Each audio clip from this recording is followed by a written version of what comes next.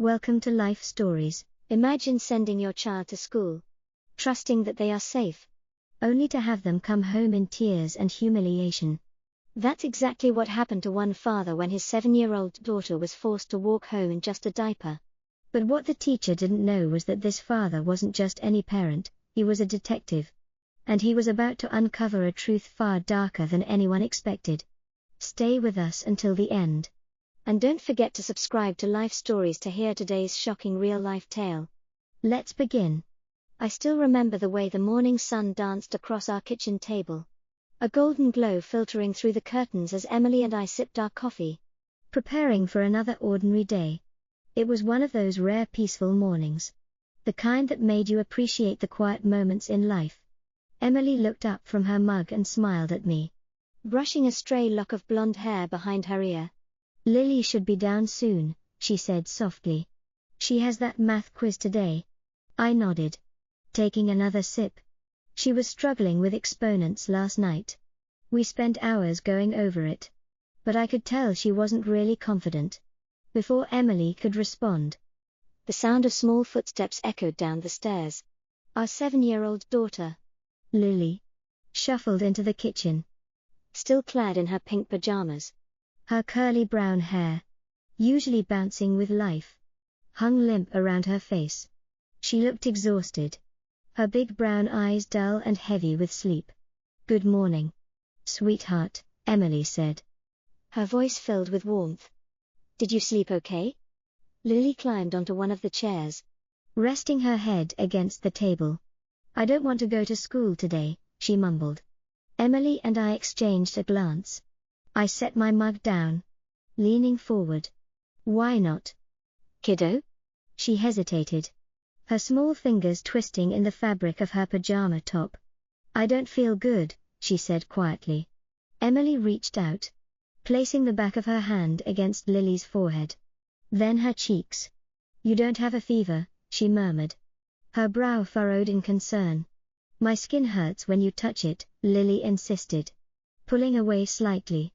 Something about the way she said it made my stomach tighten.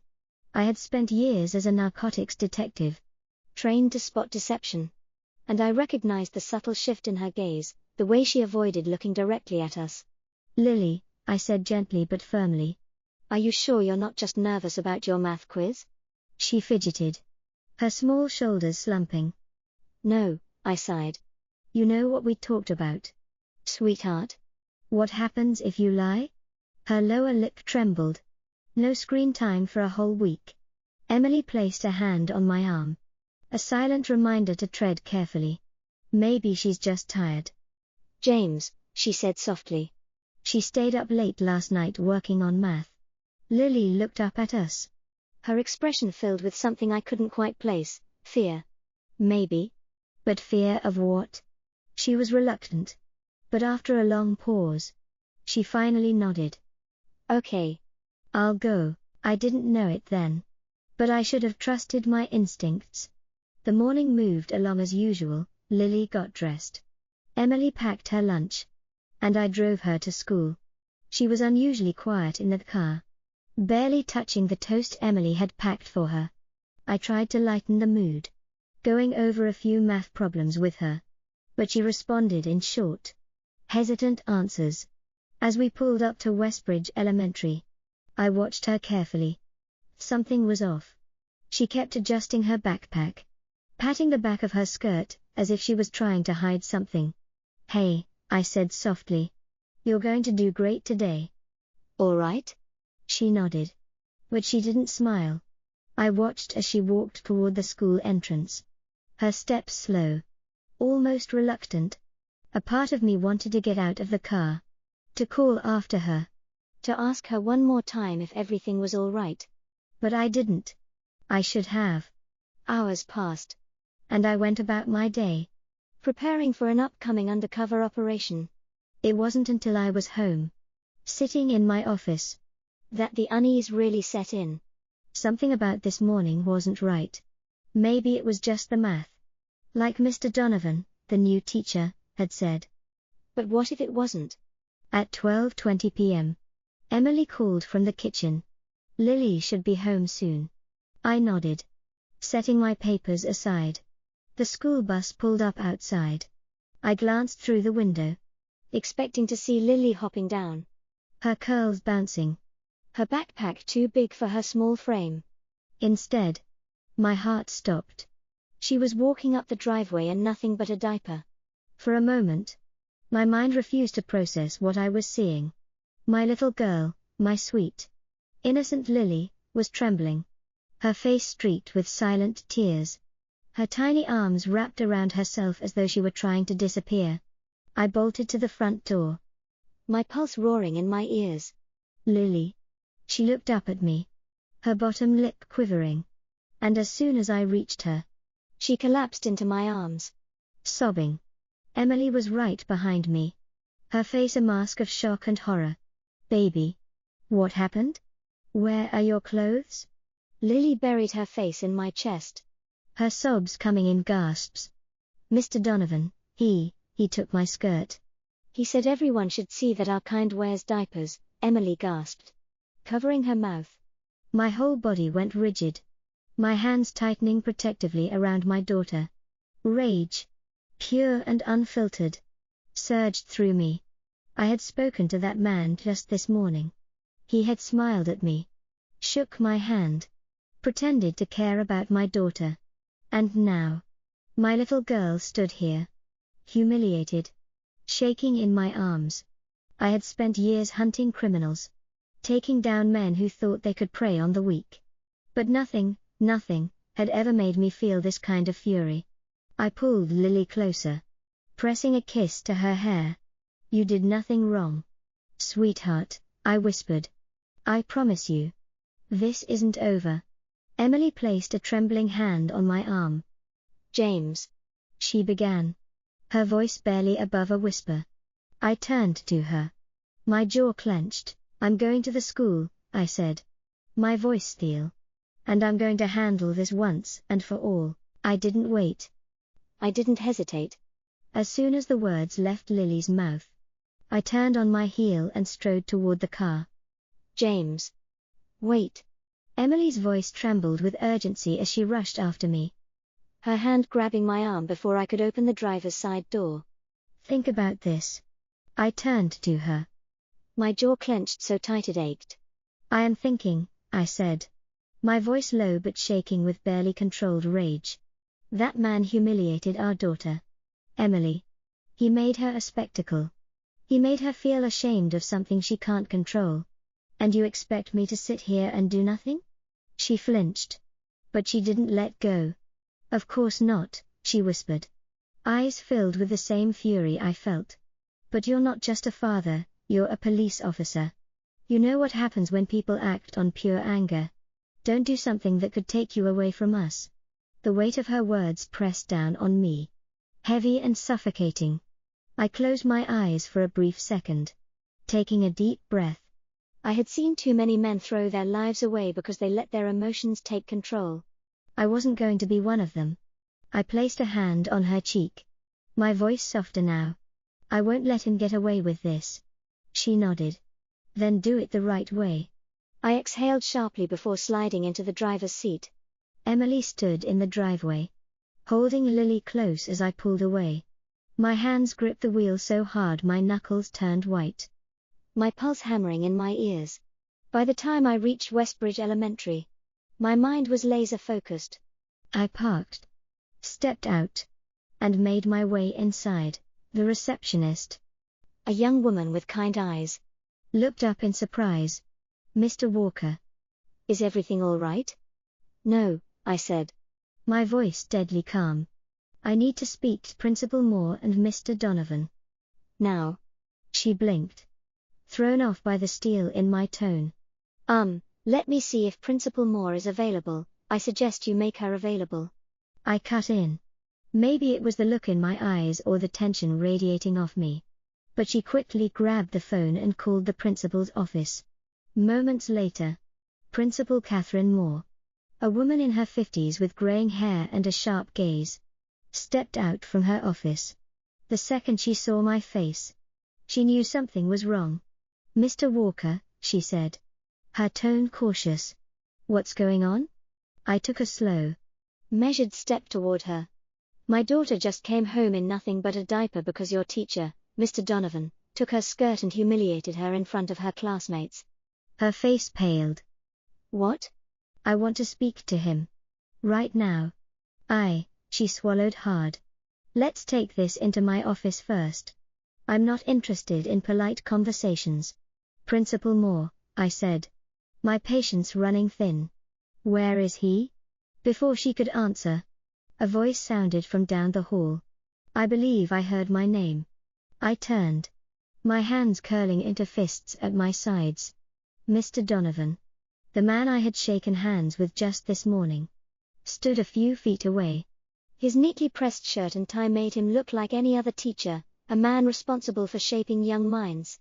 But now, all I saw was the man who had hurt my daughter. His face was unreadable. But his eyes flickered with something, arrogance, amusement. He thought he was untouchable. I took a step toward him. You took my daughter's skirt. His lips twitched into a smirk. I'm afraid I don't know what you're talking about. That was it. That was the moment I decided he wasn't leaving this school unscathed. I pulled out my badge, holding it up between us. I'm not just Lily's father, I said, my voice like ice. I'm Detective Walker, and you are in a whole lot of trouble. For the first time. His face twitched. He hadn't known who I was. Principal Moore stepped between us, her voice laced with panic. Let's all take a breath here. I wasn't interested in breathing. I wanted the truth. You lied to me this morning, I said, staring directly at Donovan. You stood there and talked to me about math problems while you were tormenting my child. So you have exactly 10 seconds to tell me why you did it. His smirk returned.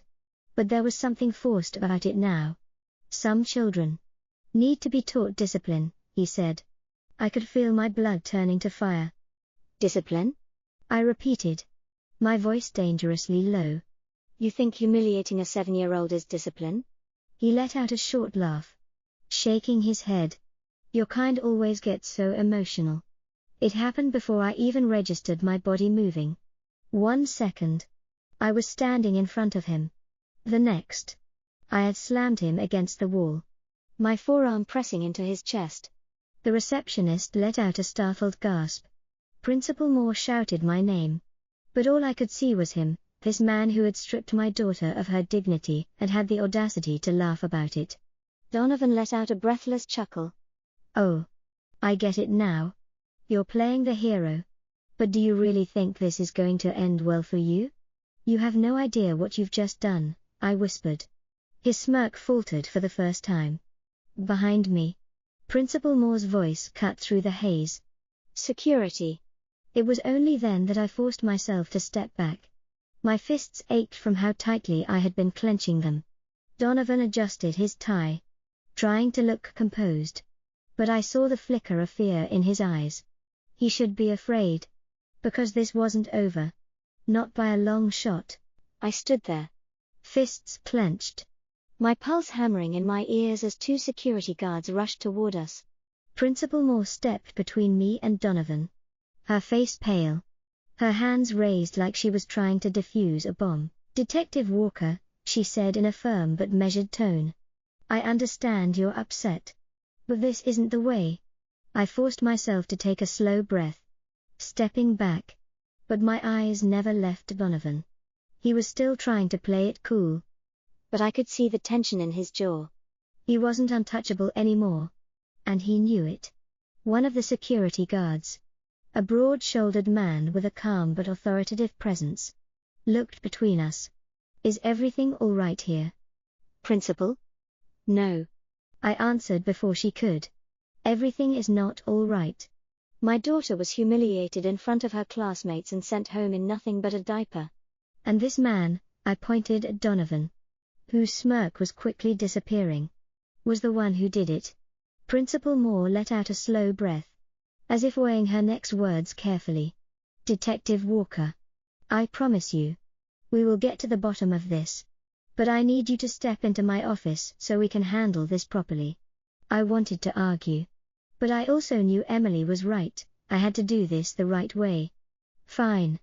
I bit out. My voice barely controlled. But Donovan's coming with us. And I want to hear his excuse for what he did.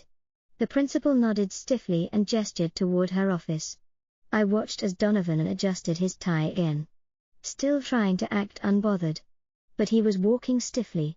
Avoiding my gaze. Good. He should be nervous. Once inside, Principal Moore shut the door and took a deep breath before lowering herself into the chair behind her desk. I remained standing, arms crossed, my eyes locked on Donovan, who finally took a seat, though he did it with an air of arrogance that made my stomach twist with disgust. "All right," Moore began, folding her hands on the desk. "Mr. Donovan, do you have anything to say for yourself?" Donovan let out a slow, exaggerated sigh, like he was already so tired of all this. "I don't see what the big deal is," he said, leaning back in his chair. Lily needed to learn a lesson. "Kids these days," he scoffed, shaking his head. "They expect to be coddled." I didn't hurt her. I just showed the class the truth. I lunged before I even realized it. My chair scraped backward as I slammed my hands on the desk. "You humiliated my daughter," I growled. "A 7-year-old child. Do you even hear yourself?" He blinked. But the smirk never fully left his face. "You're overreacting." I turned to Principal Moore, barely able to control my voice. "You're really going to sit here and listen to this? This man just admitted to publicly humiliating a student under your supervision." She looked shaken but remained composed. "I assure you, this will be handled with serious consequences." Donovan laughed. An actual laugh. "You act like I did something criminal," he said, shaking his head. She didn't like it. "Sure. But sometimes kids need tough lessons. It's not my fault she still wears diapers at her age." A heavy silence filled the room. Principal Moore stared at him, her face unreadable. I took a slow step forward, lowering my voice. "You enjoyed it, didn't you?" I said. "You enjoyed making her feel small. You enjoyed the power trip." For the first time, Donovan didn't immediately respond. His fingers twitched slightly on the armrest of his chair, but his expression remained blank. Then, quietly, I said, "You're not just a bad teacher, Donovan. You're a bully." Principal Moore exhaled slowly. "Mr. Donovan, this is extremely serious. I will be placing you on immediate leave while we conduct an investigation." "Oh, don't pretend like you actually care," he cut in, his voice suddenly sharp. He turned to me, his expression hard. "You think your daughter is some innocent little victim. But kids lie, detective. And parents like you eat it up because you don't want to admit that your kid isn't special." The room went cold. Before I could react, Principal Moore rose abruptly from her chair. "That's enough," she said, her voice suddenly firm, authoritative. "You have no business being in this school. Security will escort you out immediately." The security guards, who had remained by the door, straightened at her words. Donovan scoffed, standing. "This is ridiculous. You are to leave school grounds now," she repeated, her tone leaving no room for argument. "And I'll be informing the district of everything that's happened here today." Donovan shot me one last look. A silent warning. But he left. The door shut behind him, leaving a suffocating silence in the office. Principal Moore slumped slightly, rubbing her temples. "Detective Walker, I cannot apologize enough for what happened to Lily." I took a deep breath, forcing myself to focus. "An apology isn't enough," I said. "My daughter's trust has been broken. She's terrified. You need to make sure this never happens again." She nodded solemnly. "I will. And I promise you, Donovan will never step foot in this school again." I wanted to believe her. But something told me this wasn't over. Not yet. I left Westbridge Elementary with my blood still boiling, my hands gripping the steering wheel so tightly that my knuckles turned white. Donovan was gone, at least for now, but the way he walked out, the arrogance in his smirk, it didn't sit right with me. There was something more to this. As I pulled into our driveway, I saw Emily standing at the front door, arms wrapped protectively around Lily. The moment I stepped out of the car, our daughter broke free from her mother's arms and ran straight to me. "Daddy," she whispered, pressing her face into my chest. I held her close, feeling her small frame tremble. My anger hardened into something more potent, something unshakable. I would not let this break her. Emily stepped forward, her eyes searching mine. "What happened?" she asked. I took a slow breath, kneeling to Lily's level. "Sweetheart, Mr. Donovan won't be teaching at your school anymore," I said, brushing a stray curl from her face. "You don't have to see him again." Her lip quivered. "Are you sure?" "I promise."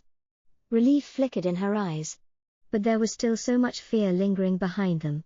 Emily crouched beside me, placing a gentle hand on Lily's back. "Baby, do you feel safe now?" Lily hesitated. Then, barely above a whisper, she said, "I think so." But think wasn't good enough. I exchanged a glance with Emily before gently cupping Lily's face. "Sweetheart," I said softly, "I need you to tell me everything. Everything Mr. Donovan said to you. Everything he did." She stiffened, and for a brief moment, I worried I was pushing too hard. But then, she took a shaky breath. He was always watching me," she said, her small fingers gripping the fabric of my jacket. "Ever since he became our new teacher. He'd look at me funny. And sometimes, when I got up to throw something away, he'd call me back and say I was waddling too much."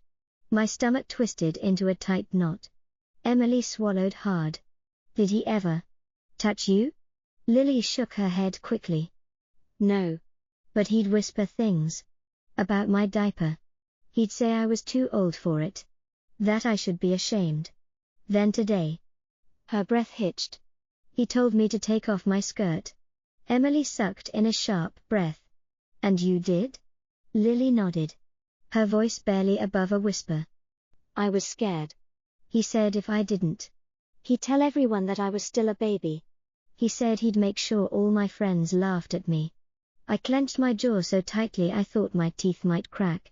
"That bastard." Then Lily's voice grew even softer. "He said people like us always need to be put in our place," Emily gasped. My blood turned to ice. "What do you mean, sweetheart?" I asked carefully. She hesitated, then mumbled. "He said that our kind," she glanced up at me with wide, innocent eyes, "that we all wear diapers." Emily's hand flew to her mouth in shock. My entire body went rigid. The pieces fell into place. Donovan's smirk, his dismissive attitude, the way he laughed in my face when I confronted him. It wasn't just about humiliating my daughter. It was about something much darker. I stood abruptly, running a hand over my face. Emily looked up at me, her voice shaking. "James, what if he's done this before?" I turned back to Lily. "Did he ever say anything to other kids? Treat anyone else like this?" Lily frowned, thinking. Then, hesitantly, she said, "He was really mean to Lucas." "Lucas?" Emily asked. Lily nodded. "He's in my class. His family just moved here. He's really quiet. And sometimes, Mr. Donovan would make fun of him too. He'd say things about his clothes, his shoes. And one time, Lucas cried after class. He never told us why. But," she swallowed, "I think Mr. Donovan did something to him too." I glanced at Emily. She already knew what I was thinking. This wasn't just about Lily. This wasn't just a bad teacher. This was a predator. I bent down, kissing Lily's forehead. "Sweetheart, you've been so brave." I told her. "You did the right thing by telling us." Emily's eyes shimmered with unshed tears. "And we're going to make sure Mr. Donovan never does this to anyone else." Lily gave a small nod, her fingers still clinging to my sleeve. "Okay." I hugged her tightly before standing again, pulling out my phone. Emily frowned. "Who are you calling?" I looked at her, my voice firm. Detective Carter. Emily's breath caught. You're making this an official case? Damn right I am, I said, stepping toward the front door. That man thought he could get away with this. But he messed with the wrong family. Emily reached for my hand, squeezing it. I'm coming with you. I exhaled sharply, nodding. Let's go. Lily watched us from the doorway, her small figure silhouetted against the fading afternoon light. And in that moment, I knew, this fight wasn't just about justice. It was about protecting every child that monster had ever hurt. And we were just getting started. Emily and I drove in silence, the weight of Lily's words pressing down on us like a storm cloud. I gripped the wheel so tightly that my fingers ached, my mind replaying every single thing that had happened today. Mr. Donovan hadn't just humiliated my daughter, he had targeted her. And if Lily was right, he had done the same to other children. Emily stared out the window, her hands wringing in her lap. I could see the anger in the way her jaw tightened, the way her fingers trembled with barely contained rage. James, she said softly. How many more do you think there are? I exhaled, shaking my head. I don't know. But I intend to find out. The Chicago Police Department came into view, its familiar brick facade illuminated by the dull glow of streetlights. It wasn't the first time I'd come here with my heart pounding. But this time was different. This wasn't just a case. This was personal. We stepped inside. The usual hum of officers at their desks filling the air. Detective Ryan Carter, my superior and longtime friend, looked up from his paperwork, his brow furrowing as he caught sight of me. Walker? He said, rising to his feet. His eyes flickered to Emily, then back to me. What's going on? I didn't waste time. I need to file a report. Immediately. Carter's expression darkened. About what? A teacher at Westbridge Elementary. I swallowed the lump in my throat, forcing myself to stay composed. He humiliated my daughter. Publicly. Stripped her of her skirt and made her ride the bus home in just a diaper. The room seemed to still. Carter's jaw clenched. You're serious? I nodded. And it gets worse. Lily says he's been targeting other kids, too. There's one in particular, Lucas, a boy in her class. She thinks Donovan did something to him. But we don't know what yet. Carter let out a slow breath, rubbing the back of his neck. Jesus. Emily stepped forward. Her voice was sharp. Urgent. We need to talk to Lucas and his family. Now. Carter nodded. All right. I'll have someone pull up his family's records. Get an address.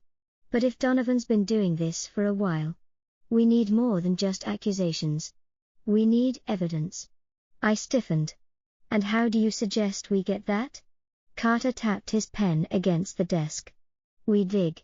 If this guy has a history of targeting kids, there might be complaints. Maybe parents who spoke up before, only to be ignored. Emily inhaled sharply. And what if we don't find anything? Carter's gaze was steady. Then we make sure this doesn't get buried. My fists clenched at my sides. Let's get to work. Within minutes, officers were pulling up Westbridge Elementary's records.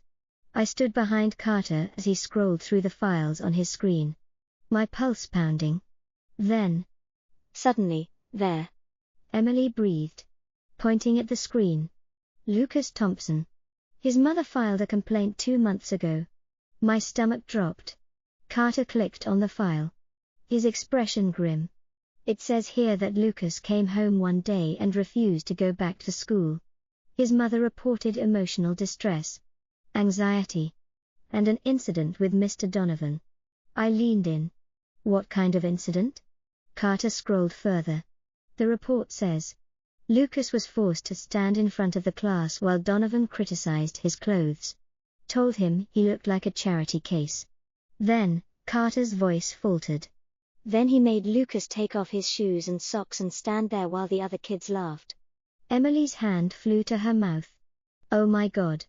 I felt something snap inside me. 2 months ago. 2 months. That meant someone knew. Someone knew and did nothing. Carter ran a hand over his face. The worst part? The school dismissed the complaint. Said there was no evidence.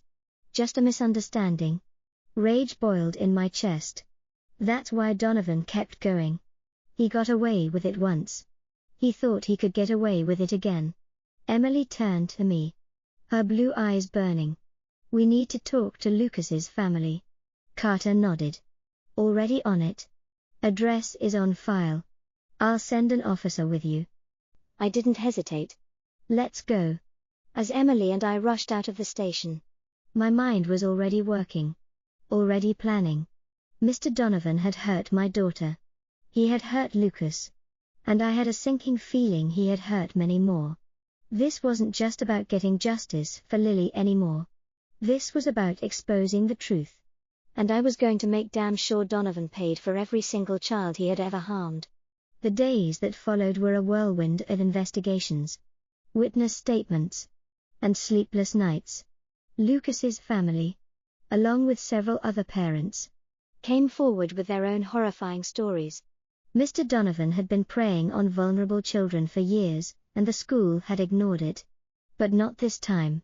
With the overwhelming evidence, Donovan was arrested and charged with child endangerment, emotional abuse, and misconduct.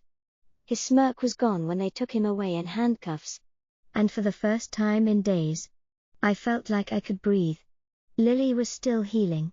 But she was strong. One evening, as I tucked her into bed, she looked up at me with those big, brown eyes. "Daddy?" she whispered. "Yes." "Sweetheart? Did we stop the bad guy?" I smiled, brushing a curl from her face. "Yes, baby. We did." Her lips curled into a small, sleepy smile. "Good." And just like that, I knew she was going to be okay. This wasn't just about justice, it was about protecting every child. It was about making sure no one like Donovan would ever hurt another innocent kid again. As I stood by Lily's bedside, watching her drift off to sleep, I made a silent promise. I would always fight for the truth. I would always protect my daughter. And I would never let monsters like Donovan hide in the shadows again. Thank you for watching. If you enjoyed this story, don't forget to subscribe to Life Stories for more real-life tales that will inspire, move, and keep you on the edge of your seat. See you in the next video.